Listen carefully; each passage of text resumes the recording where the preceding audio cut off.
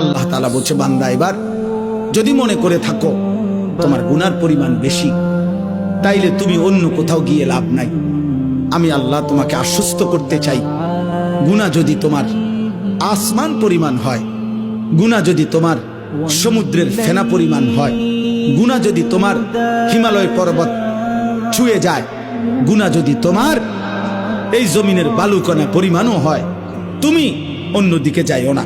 তুমি যদি শুধু বুঝতে পারো, অনুভব করতে পারো, তোমার ভিতরে যদি উপলব্ধি আসে আমার গুনাহ বেশি, আর আমার এই গুনাহ আমার জাহান্নামে নিবে, আর জাহান্নামের আগুন আমি সহ্য করতে পারবো না, খোদার কসম আল্লাহ বলেন এদিক সেদিক না গিয়ে বান্দা তুমি আমার দিকে ফিরে আসো, আমার রহমত থেকে নিরাশ হইও না। আমি ওয়াদা করলাম, আমি আল্লাহ এক সাগর নয়, আমি হাজার সাগর, এক পৃথিবী নয়, আমি আসমান ছোঁয়া গুনাহ একবারে একসাথে মাফ করে দেব। তুমি আমার কাছে আসো।